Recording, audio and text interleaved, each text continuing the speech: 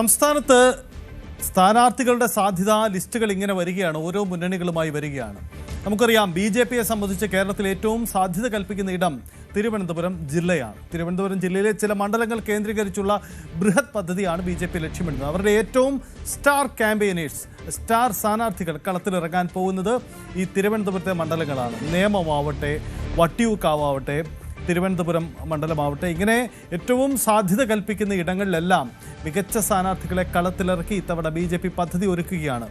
അപ്പോൾ BJPയുടെ ഈ സ്ഥാനാർത്ഥി പട്ടിക ലിസ്റ്റിലേക്ക് തിരുവനന്തപുരത്തിൻ്റെ ഒരു ഫൈനലൈസേഷൻ വരികയാണ്. ഔദ്യോഗിക പ്രഖ്യാപനം വരണം. ഇവിടെ ഒരു സസ്പെൻസ് BJP ഒരുക്കിയിരിക്കുന്നു. മറ്റൊന്നുമല്ല, BJPയുടെ സ്ഥാനാർത്ഥി പട്ടികയിൽ തിരുവിതാംകൂർ രാജകുടുംബാംഗവും എന്ന പ്രത്യേകതയാണ്.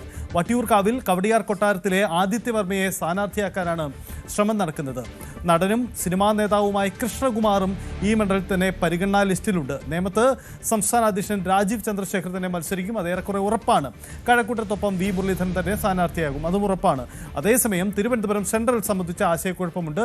രണ്ട് സാധ്യതകളാണ്. ഒരുപക്ഷേ തിരുവനന്തപുരത്ത് കൗൺസിലർ സ്ഥാനത്തേക്ക് മത്സരിച്ച മുൻ DGP R ശ്രീലേഖ തിരുവനന്തപുരത്ത് സ്ഥാനാർത്ഥിയായേക്കാം. അതല്ലെങ്കിൽ കരമന ജയൻ എന്ന ജില്ലാ അധ്യക്ഷന്റെ പേരും പരിഗണനയിലുണ്ട്. ഇതാണ് സാധ്യത. ഇതിലേറ്റവും ഹൈലൈറ്റ് വട്ടിയൂർക്കാവിലെ നീക്കമാണ്. നമുക്കറിയാം, വട്ടിയൂർക്കാവ് എന്ന BJPയുടെ ഏറ്റവും സാധ്യത കൽപ്പിക്കപ്പെടുന്ന, അതായത് നിയമം കഴിഞ്ഞാൽ അവർക്ക് ഏറ്റവും പ്രതീക്ഷയുണ്ടായിരുന്ന ഇടം വട്ടിയൂർക്കാവാണ്. ചില മാറ്റങ്ങളൊക്കെ അവിടെ ഉണ്ടായിട്ടുണ്ട്. എന്തായാലും അവിടെ ഇത്തവണ ഒരു തുറപ്പ് ചീട്ട് പുറത്തിറക്കുന്നു. മറ്റൊന്നുമല്ല, അവിടെ തിരുവിതാംകൂർ രാജകുടുംബാംഗത്തെ മത്സരിപ്പിക്കാനുള്ള നീക്കം. ആദിത്യവർമ്മ സ്ഥാനാർത്ഥിയാകുമോ?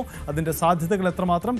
എന്താണ് ഈ നീക്കം? നമുക്ക് വിശദമായി പരിശോധിക്കാം. ഡാൻ കുര്യനാണ് ഈ വാർത്ത പ്രേക്ഷകരിലേക്ക് എത്തിക്കുന്നത്. ഡാൻ, വട്ടിയൂർക്കാവിൽ ഒരു സുപ്രധാന നീക്കമാണ് BJP ലക്ഷ്യമിടുന്നത്. നേരത്തെ തന്നെ ഈ ആദിത്യവർമ്മയുടെ പേരൊക്കെ അന്തരീക്ഷത്തിൽ ഇങ്ങനെ കേൾക്കുന്നുണ്ടായിരുന്നു.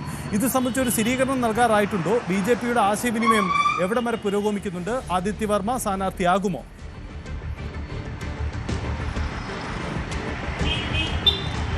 തദ്ദേശ തെരഞ്ഞെടുപ്പിൽ വലിയ തരത്തിലുള്ള ഒരു മുന്നേറ്റം തിരുവനന്തപുരത്ത് ഉണ്ടാക്കാൻ കഴിയുകയും അങ്ങനെ 50-ലധികം സീറ്റുകൾ പിടിച്ചുകൊണ്ട് തിരുവനന്തപുരം നഗരസഭയുടെ ഭരണം 45 വർഷത്തിന് ശേഷം ആദ്യമായി BJPക്ക് ഉറപ്പിക്കാൻ കഴിയുകയും ചെയ്യുന്ന ഒരു സാഹചര്യത്തിലേക്ക് കാര്യങ്ങൾ എത്തിയതോടെയാണ് തിരുവനന്തപുരത്തെ പ്രധാനപ്പെട്ട 4 നിയമസഭാ മണ്ഡലങ്ങളിൽ വിജയപ്രതീക്ഷ ഉണ്ട്, അല്ലെങ്കിൽ അവിടെ കൃത്യമായി BJPക്ക് മുന്നേറ്റം നടത്താനാകുമെന്ന വിലയിരുത്തലിലേക്ക് BJPയുടെ കേന്ദ്രങ്ങൾ എത്തിയത്. ആ പട്ടികയിൽ 4 മണ്ഡലങ്ങളാണുള്ളത്. അതിൽ ഒന്നാമത്തേത് തിരുവനന്തപുരം സെൻട്രൽ മണ്ഡലമാണ്.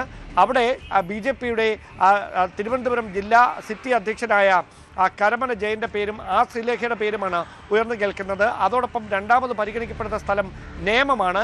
നേമത്ത് BJPയുടെ സംസ്ഥാന അധ്യക്ഷൻ രാജീവ് ചന്ദ്രശേഖരന്റെ പേരിന് തന്നെയാണ് മുൻതൂക്കമുള്ളത്. കഴക്കൂട്ടത്ത് V മുരളീധരൻ. പ്രധാനമായി ഒരു സർപ്രൈസ് മത്സരാർത്ഥി രംഗത്തേക്ക് എത്താൻ പോകുന്നത് വട്ടിയൂർക്കാവിലാകും. അതായത് വട്ടിയൂർക്കാവിൽ വലിയൊരു മുന്നേറ്റം BJPക്ക് ഉണ്ടാക്കാൻ കഴിയുമെന്ന വിലയിരുത്തലുകൾ നേതൃത്വം തുടങ്ങിയിട്ട് കാലങ്ങൾ കുറേയായി. അവിടെയാണ് നടൻ കൃഷ്ണകുമാറിൻ്റെ പേര് ചർച്ചകളിൽ സജീവമായി നിന്ന സ്ഥലത്തേക്ക് തിരുവിതാംകൂർ രാജകുടുംബാംഗമായ ആദിത്യവർമ്മയുടെ പേരുകൾ കൂടി ഇപ്പോൾ ചർച്ചകളിൽ ഇടം പിടിച്ചിരിക്കുന്നത്. അന്തിമ തീരുമാനം BJP ദേശീയ നേതൃത്വത്തിൻ്റെതാകും. എന്തായാലും സംസ്ഥാന നേതൃത്വത്തിൻ്റെ പരിഗണനാ പട്ടികയിൽ ആദിത്യവർമ്മയുടെ പേര് കൂടി ഉൾപ്പെട്ടിട്ടുണ്ട് എന്നതാണ് എടുത്തു പറയേണ്ട കാര്യം. അതായത് പരമാവധി ഹിന്ദു വോട്ടർമാർക്കിടയിൽ അത് കൃത്യമായ ഒരു സ്വാധീനമുണ്ടാക്കും, അല്ലെങ്കിൽ ഒരു പോളറൈസേഷൻ, അതായത് കൃത്യമായി അനുകൂലമായ ഒരു തരംഗം വട്ടിയൂർക്കാവിൽ ഉണ്ടാകും. അത്തരത്തിൽ ആദിത്യവർമ്മയെ സ്ഥാനാർത്ഥിയാക്കിയാൽ എന്നൊരു വിലയിരുത്തൽ BJP കേന്ദ്രങ്ങൾക്കുണ്ട്. അവിടെയാണ് ആദിത്യവർമ്മയുടെ പേര് ചർച്ചകളിൽ നിറയുന്ന ഒരു സാഹചര്യം ഉണ്ടായിരിക്കുന്നത്. അതേസമയം കൃഷ്ണകുമാർ ഏറെ നാളായി ഈ മണ്ഡലത്തിന് വേണ്ടി വലിയ അവകാശവാദം ഉന്നയിച്ചുകൊണ്ടിരിക്കുകയാണ്. താൻ വളർന്ന സ്ഥലമാണ്, തനിക്ക് വ്യക്തിബന്ധങ്ങൾ ഏറെയുള്ള സ്ഥലമാണ് എന്ന് നേതൃത്വത്തോടെ കൃഷ്ണകുമാർ അറിയിച്ചു കഴിഞ്ഞു. അദ്ദേഹം പരസ്യമായ പ്രതികരണം നമ്മളോട് തന്നെ നടത്തുകയും ചെയ്തതാണ്.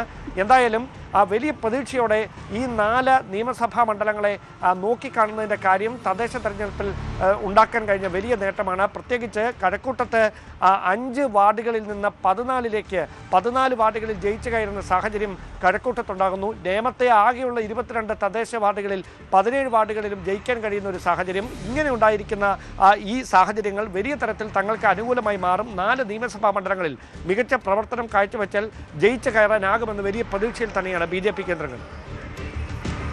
പ്രധാനപ്പെട്ട കാര്യം ആദിത്യവർമ്മ തന്നെയാണ്. ആദിത്യവർമ്മ സ്ഥാനാർത്ഥിയാവുമ്പോൾ അത് മറ്റു മണ്ഡലങ്ങളിൽ കൂടി അതിൻ്റെ സ്വാധീനം ഉണ്ടാകുമെന്ന ഒരു പ്രതീക്ഷ BJP കരുതുന്നുണ്ടാവും. കാരണം ആദിത്യവർമ്മ ഒരു BJP പ്രവർത്തകനല്ല, അദ്ദേഹം രാജകുടുംബാംഗമാണ്. സ്വാഭാവികമായും ഈ രാജകുടുംബത്തോട് മമത പുലർത്തുന്ന ഒരു നഗര കേന്ദ്രീകൃത വോട്ടുകളെ, പ്രത്യേകിച്ച് കവടിയാർ കൊട്ടാര ഭാഗങ്ങൾ ഉൾപ്പെടുന്ന വട്ടിയൂർക്കാവിൽ മത്സരിപ്പിച്ചാൽ അതിന് അങ്ങനെ ഒരു സാധ്യത ഉണ്ടാകും എന്നൊരു പ്രതീക്ഷയാണ് BJP-യെ അതിലേക്ക് എത്തിക്കുന്നത്. രാജകുടുംബം ഒരു രാഷ്ട്രീയ പ്രവർത്തകനല്ലാത്ത, അങ്ങനെയൊന്നും പൊതുരംഗത്തൊന്നും ഇതുവരെയും ഉണ്ടാവാത്ത ഒരു വ്യക്തിയെ ഈ രാജകുടുംബാംഗം എന്ന പരിഗണന, ആ ഒരു പ്രത്യേക പരിഗണന മാത്രം ഒരു വലിയ സ്വീകാര്യതയാകും എന്ന സാധ്യത മുന്നിൽ കാണുകയാണ് BJP ചെയ്യുന്നത്. എന്താണ് BJP-യുടെ ആലോചന? ഇത് നമുക്ക് ഉറപ്പിക്കാനാകുമോ ഈ സ്ഥാനാർത്ഥിത്വം? അതായത് വട്ടിയൂർക്കാവ് കോൺഗ്രസിന്റെ ഒരു സുരക്ഷിത മണ്ഡലമായിരുന്നു. 2011-ലും 2016-ലും കെ മുരളീധരനാണ് അവിടുന്ന് വിജയിക്കുന്നത്. പിന്നീട് VK പ്രശാന്ത് മത്സരരംഗത്തേക്ക് വരുന്നതോടെയാണ് കാര്യങ്ങൾ മാറുന്നത്. 2021-ലെ നിയമസഭാ തെരഞ്ഞെടുപ്പിൽ VK പ്രശാന്ത്, അന്ന് തിരുവനന്തപുരം മേയറായിരുന്ന VK പ്രശാന്ത് വട്ടിയൂർക്കാവിലേക്ക് മത്സരരംഗത്തേക്ക് എത്തുമ്പോൾ 44% വോട്ടുകൾ നേടിക്കൊണ്ട്, ഏതാണ്ട് 61,000-ലധികം വോട്ടുകൾ നേടിയാണ് അദ്ദേഹം വിജയിക്കുന്നത്. അന്ന് UDF സ്ഥാനാർത്ഥി 3-ാം സ്ഥാനത്തേക്ക് പിന്തള്ളപ്പെടുന്ന സാഹചര്യം. VV രാജേഷ്, നിലവിലെ മേയറായ VV രാജേഷ് അന്ന് BJP സ്ഥാനാർത്ഥിയെ അവിടെ മത്സരിക്കുമ്പോൾ 28.77% വോട്ടുകൾ നേടിയാണ്. അതായത് ഏതാണ്ട് 39,000-ലധികം വോട്ടുകൾ VV രാജേഷിന് വട്ടിയൂർക്കാവിൽ നിന്ന് നേടാനായി. അതായത് പിന്നീട് അങ്ങോട്ട് ഈ തദ്ദേശ തെരഞ്ഞെടുപ്പ് എത്തിയപ്പോഴേക്കും ചിത്രങ്ങൾ വീണ്ടും മാറി മറിയുന്നു. അവിടെ കൃത്യമായൊരു മുന്നേറ്റം ഉണ്ടാക്കാൻ BJP-ക്ക് കഴിയുന്ന ഒരു സാഹചര്യം. അതുകൊണ്ട് തന്നെയാണ് വട്ടിയൂർക്കാവിൽ ഒരു A ക്ലാസ് മണ്ഡലത്തിൻ്റെ പരിഗണന നൽകിക്കൊണ്ട് അവിടെ ഒരു സ്റ്റാർ കാൻഡിഡേറ്റിനെ തന്നെ രംഗത്തിറക്കിയാൽ ത്രികോണ മത്സരത്തിന് വഴി ഒരുക്കും എന്ന വിലയിരുത്തലിലേക്ക് BJP കേന്ദ്രങ്ങൾ എത്തുന്നത്. അവിടെ ഉറപ്പിച്ച് പറയേണ്ട കാര്യം, ഇപ്പോഴും ഒറ്റ പേരിലേക്ക്, അതായത് തിരുവിതാംകൂർ കുടുംബാംഗമായ ആദിത്യവർമ്മ അവിടെ മത്സരിക്കും എന്ന ഒറ്റ പേരിലേക്ക് കാര്യങ്ങൾ എത്തിയിട്ടില്ല. ചർച്ചകൾ തുടരുന്നതേ ഉള്ളൂ. ആ ചർച്ചകളിൽ ആദിത്യവർമ്മയുടെ പേരും ഇടം ഉണ്ട് എന്നത് മാത്രമേ നമുക്ക് ഇപ്പോൾ ലഭിക്കുന്ന വിവരങ്ങളുള്ളൂ. കാരണം കൃഷ്ണകുമാർ ആ മണ്ഡലത്തിന് വേണ്ടി അവകാശവാദം ഉന്നയിക്കാൻ തുടങ്ങിയിട്ട് ഏറെ നാളുകളായി. ആ മണ്ഡലത്തിൽ തെരഞ്ഞെടുപ്പിന് മുമ്പ് തന്നെ, ഏറെ നാളുകൾക്ക് മുമ്പ് തന്നെ വലിയ സജീവമായ ഇടപെടലുകൾ സാമൂഹ്യ വിഷയങ്ങളിലടക്കം കൃഷ്ണകുമാർ നടത്തിക്കൊണ്ടിരിക്കുകയാണ്. അവിടേക്കാണ് ഈ ആദിത്യവർമ്മയുടെ പേര് കൂടി ഉയർന്നു കേൾക്കുന്നത് എന്നതാണ് എടുത്തു പറയേണ്ടുന്ന കാര്യം. അതുകൊണ്ട് അദ്ദേഹത്തെ സെറ്റിൽ ചെയ്തുകൊണ്ട് മാത്രമേ ആദിത്യവർമ്മയെ മത്സരിപ്പിക്കുക ഒരു തീരുമാനത്തിലേക്ക് എത്തിയാൽ ആ തീരുമാനം അവിടെ നടപ്പിലാക്കാൻ കഴിയുകയുള്ളൂ. അവിടെ അതുതന്നെയാണ് ഒറ്റപ്പേരിലേക്ക് എത്തുന്നതിന് പ്രധാനപ്പെട്ട ഒരു തടസ്സമായി ഇപ്പോൾ അവശേഷിക്കുന്നു. അതുകൊണ്ട് ചർച്ചകളിൽ സജീവമായി ഈ 2 പേരുകളുണ്ട്. ദേശീയ നേതൃത്വം എല്ലാ വിഷയങ്ങളും പരിഗണിച്ചുകൊണ്ട് ഒരു പേരിലേക്ക് കൃത്യം ഒരു തീരുമാനത്തിലേക്ക് എത്തുകയുള്ളൂ. അവിടെ ലക്ഷ്യം വെക്കുന്നത് കേവലം ഒരു രാഷ്ട്രീയക്കാരൻ അല്ലെ ഒരു രാഷ്ട്രീയ നേതാവ് എന്നതിനപ്പുറത്തേക്ക് BJP-ക്ക് മാത്രമായി ലഭിക്കുന്ന പരമ്പരാഗത വോട്ടുകൾക്ക് അപ്പുറത്തേക്ക് ഒരു സ്വീകാര്യത ഉണ്ടാക്കാൻ ആദിത്യവർമ്മയെ അവിടെ മത്സരരംഗത്തേക്ക് ഇറക്കിയാൽ, സ്ഥാനാർത്ഥിയാക്കിയാൽ കഴിയും എന്ന ഒരു പൊതു വിലയിരുത്തൽ BJP-യുടെ നേതൃത്വത്തിലുണ്ട്. മാത്രവുമല്ല നമുക്കറിയാം വട്ടിയൂർക്കാവിൻ്റെ വോട്ടർമാരുടെ ഒരു മനസ്സ്, അവിടുത്തെ സാമുദായിക സമവാക്യങ്ങൾ, അതൊക്കെ അദ്ദേഹത്തെ അവിടെ ഒരു സ്ഥാനാർത്ഥിയായി രംഗത്തിറക്കിയാൽ അത് വലിയ തരത്തിൽ പ്രയോജനം ചെയ്യും എന്ന വിലയിരുത്തലിലാണ് BJP കേന്ദ്രങ്ങൾ. എടുത്തു പറയേണ്ട കാര്യം, കെ മുരളീധരൻ വട്ടിയൂർക്കാവിൽ UDF-ന്റെ സ്ഥാനാർത്ഥിയാകുമോ എന്ന കാര്യം BJP വളരെ രഹസ്യമായി സസൂക്ഷ്മം നിരീക്ഷിക്കുകയാണ്.